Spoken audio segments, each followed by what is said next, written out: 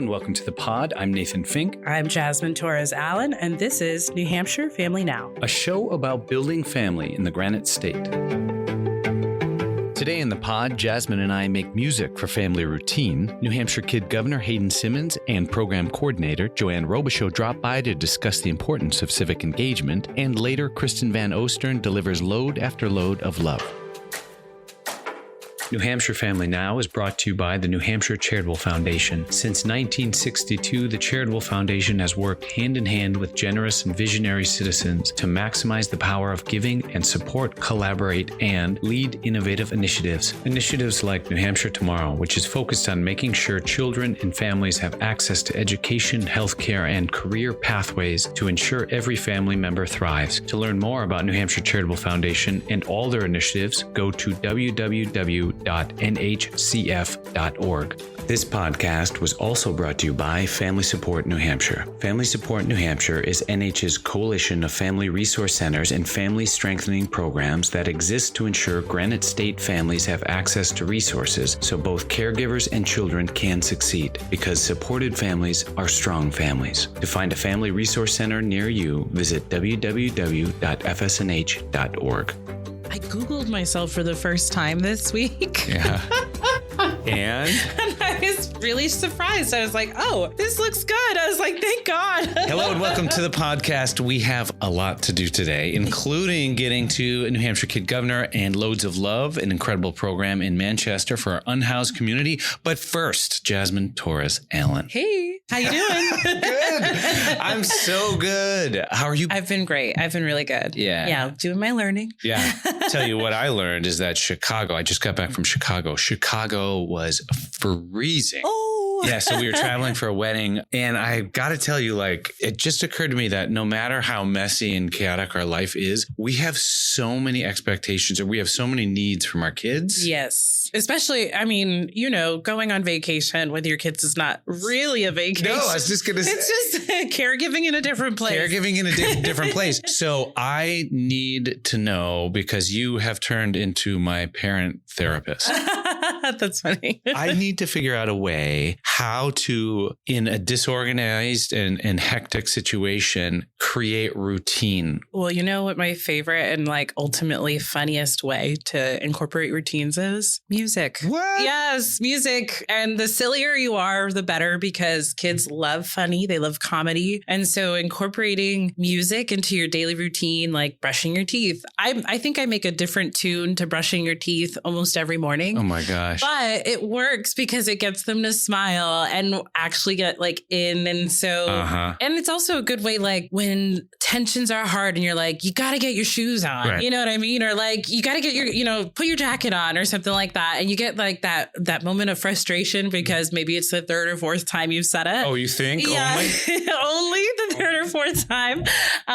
You know, if you start to sing like, hey, like put your jacket on, get your shoes on, you know, like come up with a tune, and you'll start to see the stress from you and from your child start to kind of melt away, and you start to kind of laugh and giggle and not take yourself so seriously, because sometimes we get into the routines, and remember, it's our timing that we're, you know, thinking about. Clock. It's our clock. It's not their clock. And so, you know, for them, they're just learning our clock. And it takes time. It takes time. Okay. So you say music, I say absolutely. And then I think, oh, that's too big to even understand. Like music, of course, music. But let's break this down into component pieces or steps or tips. Yeah. So what are 3 simple tips to get to incorporating music into creating a routine?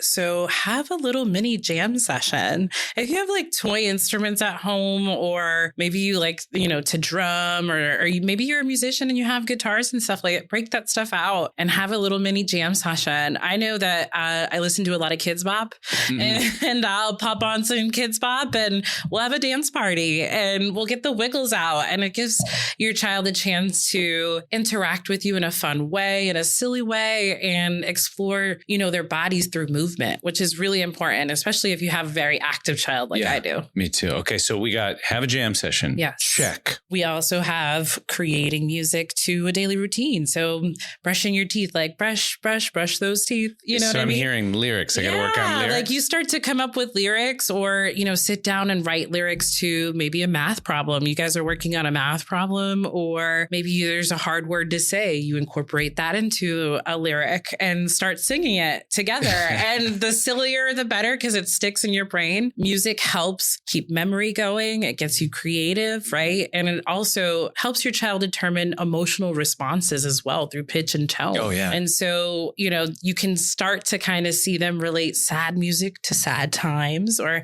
happy music to happy times, and, dance party music to dancing time. Yeah.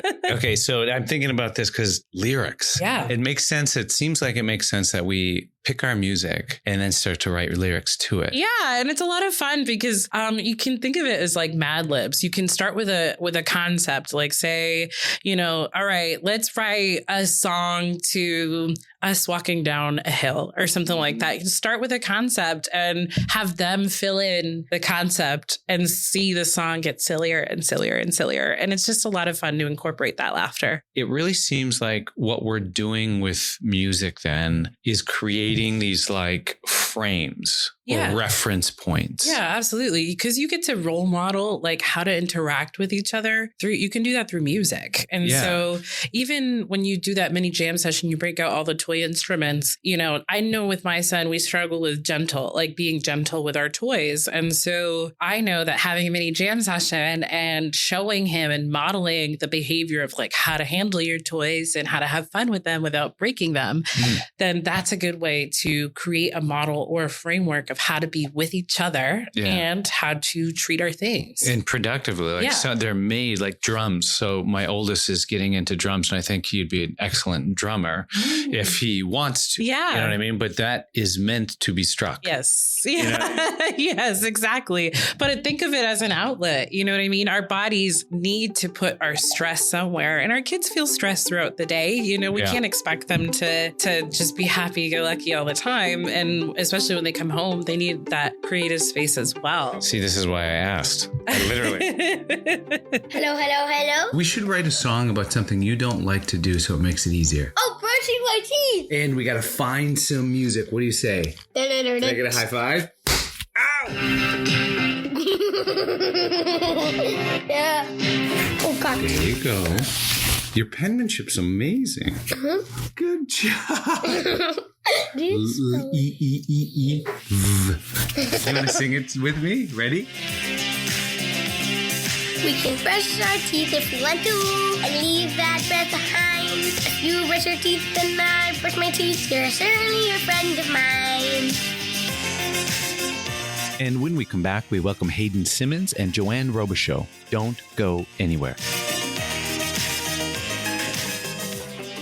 Today's episode was brought to you by Upreach Therapeutic Equestrian Center. Located in Goffstown, New Hampshire, Upreach partners with the Power of Horse to create strong children, strong families, and strong communities. To learn more about Upreach Therapeutic Equestrian Center and its many inspirational programs, visit upreachtec.org. That's upreachtec.org. Today's show was also brought to you by Burgoo Media, a full-service media company dedicated to helping nonprofits realize impact stories for print, video, social, and legacy media, and more. Both budget-conscious and grant-friendly, Burgoo Media helps your organization celebrate the humans in human services. Learn more at burgoomedia.com.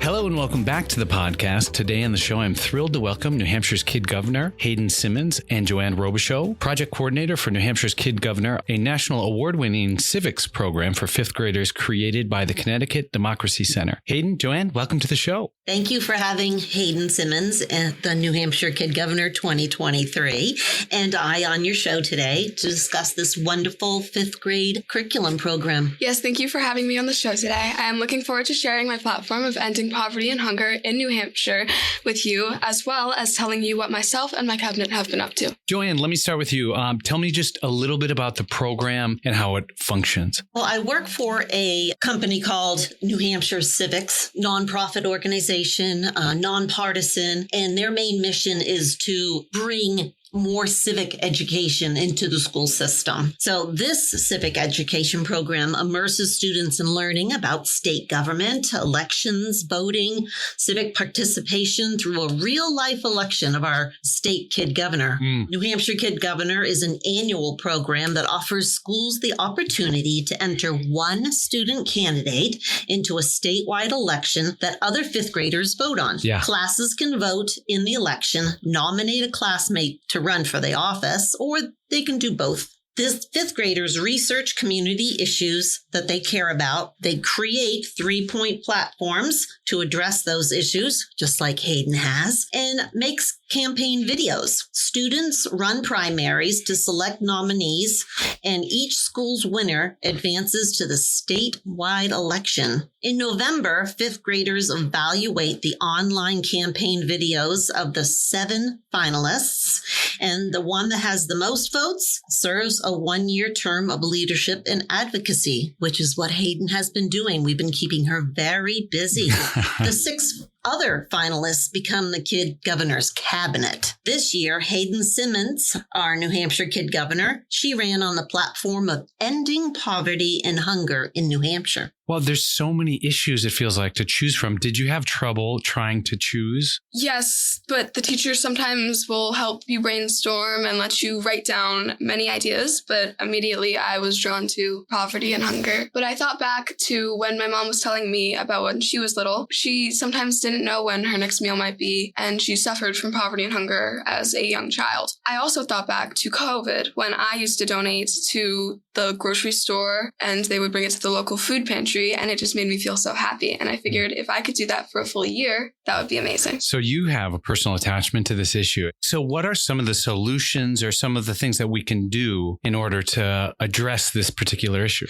Well, my platform is poverty and hunger, but my executive council is also working on their issues, such as environmental protection and vaping in schools. But while working with community action, I learned that summer is the hardest time for food insecure families because children aren't in school, so they don't have access to the free meal programs, so they're not getting the school breakfast or lunch. Also, people sometimes are on vacation and they don't remember to donate as much as they do during the season of giving at Christmas and Thanksgiving. So I hope to do more food drives. I have done 2 food drives and participated in one other with the Plasto Lions Club. And you had mentioned earlier, too, that you have a fascination with reading. Let's talk about that a bit. So what are you working on with the reading programs? So the reading program at the Plasto Public Library was a program where the children were able to read books and get prizes for their reading. They sometimes had specific books they could read, and you got prizes for like 120 minutes a week,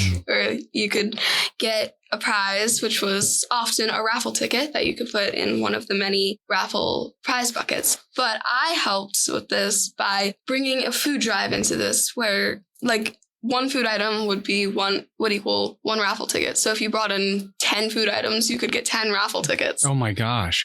Now, being New Hampshire's Kid Governor for a year must bring you in contact with more issues. So now that you are in this position, now that you are thinking about it, what does it feel like it gives you in terms of awareness? It definitely opens my perspective of like how lucky some people are to not have a lot of issues, I want to say. Finding a home. Yeah, finding a home, getting food, getting clothes, necessities, toilet paper. Like, some people are super lucky, but I also look at things like environmental protection and I realize how much that we actually hurt the environment without noticing it. I realize that just sometimes even everyday cooking, or like depending on if we accidentally put a plastic water bottle in the trash can, it's hurting the planet and we don't even notice it. I think this is an incredibly important program, right? So why 5th grade? Why civics? Why is this something that we need to look at now? New Hampshire Kid Governor is a program that originated in Connecticut. And now there's an affiliation in Oklahoma, in Oregon, and Georgia. It's growing throughout the nation. Massachusetts. We're hoping to bring it to Massachusetts as well. But here in New Hampshire, the 5th grade program has been in place for the last 5 years. Today, we hear a call for a better understanding of civics and more participation in civic life. Participation in civic life begins with the belief that one person can make a difference, like Hayden is making this year. But that person needs more than just passion for their cause, which Hayden definitely has. Effective change makers understand how government works, the power of research, the importance of critical thinking, and the role of people in a community. They recognize the value of speaking up, being informed, and voting. The more younger students learn and internalize these lessons, the better off that all of our states will be. This program, New Hampshire Kid Governor, is more than just a contest and is not just about this position of the governor. It's students learning important lessons about state government, voting, elections, and civic participation. Well, I very much appreciate both of you coming on the show today.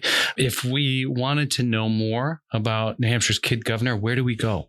Well, our main website is nh.kidgovernor.org, and you can go there to learn about Hayden and her cabinet and what they've done this year, past kid governors and what they have done, and also for fifth grade teachers to sign up for the program. It is a free program where we supply all of the materials and the support. And they can also follow us on our social media. We have Facebook, Instagram, and YouTube social media sites. Well, thank you so much for taking the time to speak to me today. It's been amazing. Thank you for having us. Yes, thank you for having us. And when we come back, Kristen Van Ostern shows us how one organization is working to combat hunger and poverty. Don't go anywhere. This podcast was brought to you by Nixon Peabody, who delivers exceptional legal services for clients in the community by combining high performance, an entrepreneurial spirit, deep engagement, and an unwavering commitment to a culture of collaboration, diversity, and humanity.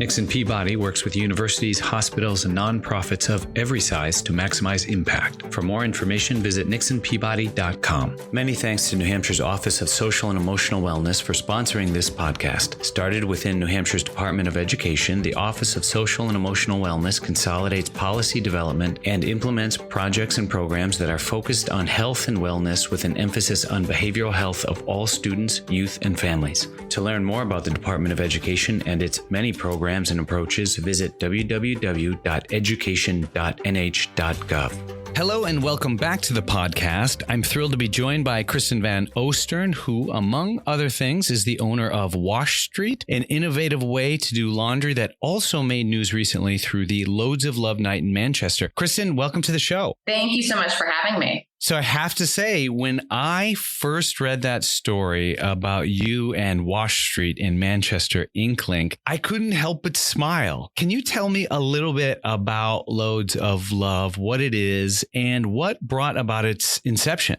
Sure, I would love to. And I have been smiling a lot too, based on the reactions and support that we've gotten from that story, which was originally on New Hampshire Public Radio. So Loads of Love is a program that Wash Street created about a year ago. 2 nights a week, we open up our doors to allow our neighbors who don't have secure housing and don't have access to laundry to come in and use our washers and dryers for a couple hours. In addition to being able to get a load or two of laundry done, they also have access to a warm meal, and then also to donations that we collect of clothing, of blankets, of other items that are requested by the community. And actually, let me back up and tell you what Wash Street is, so that you might wonder, why do we have washers and dryers? So Wash Street is a laundry services company. Primarily, we do pickup and delivery of wash and fold and dry cleaning throughout New Hampshire. But we also operate a traditional laundromat in downtown Manchester on Elm Street. And so our season, we have some seasonality in our business. Summer is super, super busy for us. And about a year ago, at the end of that season, we said we usually have our washers running from 7 a.m. to 11 p.m. And in the summertime, they run that entire time. In fact, we actually have to close our laundromat in the summer. We're so busy with wash and fold. And so as this season transitions, we look at this excess capacity and say, are there other customers who could fill it from the for-profit side? Or is there any way that we could make use of that excess capacity and give it back to people in our community who don't have access to washers and dryers or can't afford to come in and be paying customers? And so we'd actually been struggling for a couple of years with how best to help those folks in our community. And one of our employees came up with this great idea for Loads of Love. And it started slow. First, we offered it one night. We offered it temporarily. And then eventually we figured out how to be able to do it 2 nights a week, which we've been doing for the last year. Elm Street is a great location for this too. You're right down the road from our friends at the Mental Health Center of Greater Manchester, who have a dear place in my heart. Now, in that interview, you described, this providing our unhoused community with clean clothes as a basic human right. And I'd love if you can to expound on that a little bit. Yeah. So, I think for those of us who have clean clothes to wear every day, and maybe you're even lucky enough to have clean clothes to show up in your drawers for your closets, depending on who does the laundry in your family. But I think most of us take that for granted. But if you are someone who is struggling with finding a new apartment or place to live, or if you're trying really hard to figure out how to find a new job or how to do some work, if you don't have clean clothes, your chances of being successful in any of those ventures is much, much lower. So I care a lot about, and at Wash Street, we care a lot about helping really busy families figure out how to make sure they can have clean clothes. And I believe that clean clothes are a basic marker of human dignity. I think there's a lot of self-confidence that comes from knowing that you're presenting yourself in a way that other people are going to respect. And so I really think it's a pretty basic human dignity to be able to have clean clothes. And then there's also the public health aspect of it. So, during the pandemic, laundromats were able to stay open. And that's because it's pretty broadly recognized that making sure people have clean clothes and clean linens is really important for public health as well. Yeah, I would think that this is one of those topics that you don't know how critical it is until you don't have it. Now, I know you've worked and are still working in the capacity of a chief financial officer, which makes me wonder about this from a business sense, like that bottom line sense. How can you afford this generosity, right? And why is that a community investment worth making? So, yeah, my background is in corporate finance. And so I came to the laundry industry thinking a lot about cost accounting and things like fixed costs and variable costs. And so I can really drill down on this program, Loads of Love, and know what it's costing Wash Street from a fixed cost perspective and from a variable cost perspective. And the variable costs are really people who are organizing the program, the laundry detergent that we do provide to folks for free, dryer sheets and things like that. The food is all donated. So the warm meals are all donated by folks. And then our customers are the ones who are donating the clothing and the blankets and the other supplies. And so when you really just boil it down to those variable costs around people and laundry detergent, that was a cost I was willing to take on, Wash Street was willing to take on. And like I said earlier, we for a very long time had been trying to figure out as a business how we could help in Manchester with folks who don't have stable housing. There are customers, to be honest. There are folks who are coming in and don't have enough money to finish a load. And so we've been struggling for a while to figure out, is it a voucher program? What's the best way for us to help? So we saw this as, a community investment that was worth making as a business. And for me personally, it's very easy to make that investment. Yes. Well, I'm so glad you're bringing in these different kind of cross-sector looks, because community isn't one pathway. It isn't one organization or sector. It's actually where those sectors overlap to create, hospitable environments for everybody. And so I'm wondering then, obviously this costs money. How can, these listeners who are hearing this podcast right now, how can they support this effort? effort? Yeah, so we have had such a wonderful outpouring of support from the NHPR story and from the Manchester Inklink story that was shared so widely. So we've actually created an Amazon wish list. It has detergent on it. It has, blankets, sort of more temporary blankets. It has a number of items, razors, things that, basic hygiene items, things that our friends who make use of the Loads of Love program have asked for. And so we've got a great Amazon wish list that we have had folks sending us for the last week or so right off of that. And that's actually the best way for folks to help and support the program is to, send us some detergent, because that will help us sort of we right now support the program with both people and detergent. And so detergent.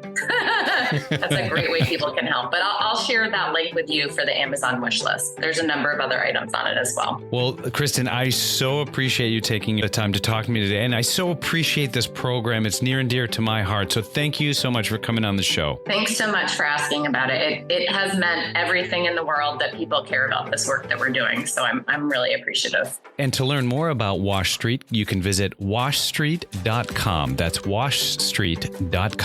Many thanks to the Samuel P. Hunt Foundation for sponsoring this podcast. Established in 1951, Samuel P. Hunt Foundation is a Manchester-based, independent nonprofit that provides grants primarily for the arts, children and youth services, faith-based organizations, educational institutions, healthcare, and human services. New Hampshire Family Now is listed on Apple Podcasts, Spotify, Google Podcasts, Amazon Music, Stitcher, iHeartRadio, and more. Listen wherever you get your podcasts or ask your smart speaker to play New Hampshire Family Now.